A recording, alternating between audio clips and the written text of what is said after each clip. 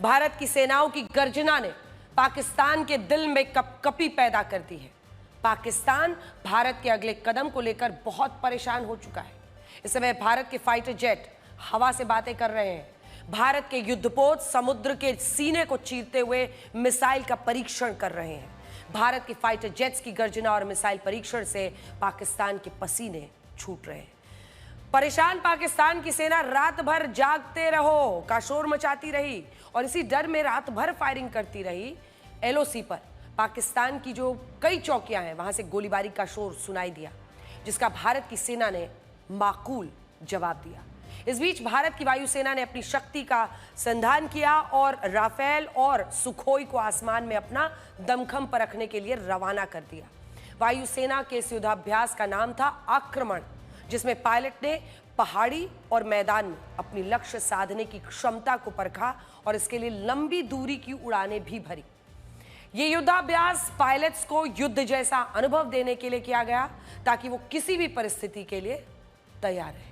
भारत ने समुद्र की सतह से भी, देखिए वहां पर हवा में मार करने वाली, समुद्र की सतह से हवा में मार करने वाली जो मध्यम दूरी की मिसाइल है उसका भी परीक्षण किया ताकि जरूरत पड़ने पर पाकिस्तान की किसी भी हिमाकत के परखच्चे उड़ाए जा सके। अरब सागर में भारत के युद्धपोत आईएनएस सूरत ने MR Sam air defence system का परीक्षण किया गया। इस सिस्टम के जरिए भारत तेजी से उड़ने वाले टारगेट्स पर सटीक हमला कर सकता है। देखिए, इससे नौसेना को और ताकत ही मिलेगी।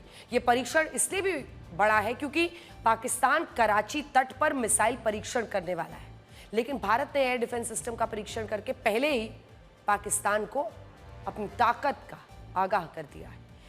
एक और खबर यह है कि भारत के सेना प्रमुख जनरल उपेंद्र द्विवेदी शुक्रवार को श्रीनगर पहुंच गए। इस यात्रा के दौरान आर्मी चीफ एलओसी और दूसरे सीमावर्ती क्षेत्रों में रणनीतिक योजना को लेकर सुरक्षा बैठक करेंगे।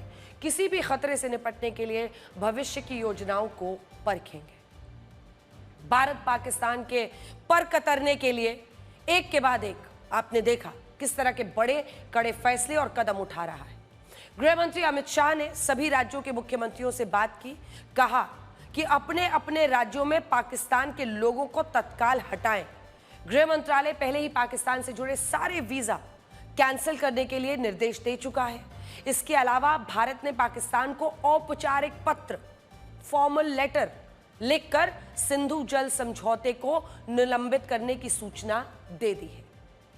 इस बीच जम्मू कश्मीर के उपराज्यपाल मनोज सिन्हा ने 28 अप्रैल को जम्मू कश्मीर विधानसभा का विशेष सत्र बुलाया है। इस सत्र में पहलगांव हमले और उसके बाद के हालात पर चर्चा होगी। भारत के सख्त कूटनीतिक कदमों ने पाकिस्तान की बेचैनी बढ़ा दी है। वो अंदर से कुछ और महसूस कर रहा है, बाहर से कुछ और दिखाने की कोशिश में है कि उसे फर्क नहीं पड़ता है इंडिया जो भी कर रहा है। पाकिस्तान डेप्यूटी पीएम इशाक बहुत बेचैन नजर आ रहे हैं। भारत के जवाब देने के लिए पाकिस्तान ने भी कुछ कदम उठाए हैं। पाकिस्तान की संसद में इसाक डार ने इसकी जानकारी दी। सबसे पहले उन्होंने कहा कि पहलगांव हमले में पाकिस्तान का कोई रोल नहीं है, चोर की दाढ़ी में तिनका, और जो आरोप लगाए जा रहे हैं वो पूरी तरह से बेबुनियाद है। सिंधु जल समझौते को लेकर उनका दावा है कि भारत इसका जल नहीं रोक सकता क्योंकि वो अंतर्राष्ट्रीय समझौते से बंधा है, लेकिन अंदर खाने में वो इसकी तैयारी भी कर रहे हैं। पता है कि भारत ने कह दिया तो कह दिया। भारत ने जल रोका तो इसके बाद क्या किया जाए, इसका रोड मैप बन रहा है वहां पर। इशाक डार सिंधु जल संधि को लेकर भारत के एक्शन से इसलिए डरा हुआ है क्योंकि भारत के जल शक्ति मंत्री सीआर पाटिल ने साफ शब्दों में कह दिया, भारत ऐसी व्यवस्था करेगा कि पाकिस्तान को एक भी बूंद पानी ना जाए। भारत के तेवर देखकर पाकिस्तान में हड़कंप है। संसद में आज इशाक डार ने यहां तक कहा कि भारत का पानी रोकने वाला कदम चिंताजनक है और यह पाकिस्तान के खिलाफ युद्ध का ऐलान है। भारत ने पाकिस्तान के नागरिकों का साख वीजा रद्द कर दिया है और पाकिस्तानी नागरिकों को 48 घंटे के अंदर देश छोड़ने जाने के लिए कह दिया गया। पाकिस्तान ने भी ऐसा ही कदम उठाया है, हर चीज में नकल करता है। अब इसको भी देखा देखी उन्होंने यही किया है। उसने इसमें भी एक साजिश रची। पाकिस्तान ने सिख तीर्थ यात्रियों का वीजा रद्द नहीं किया है, ऐसा करके उसने वीजा कैंसिल करने के एक्शन को भी धार्मिक रंग देने की कोशिश की है। शातिरपना का आप लेवल देखिए। इशाक डार भारत को डराने की भी नाकाम कोशिश कर रहा है।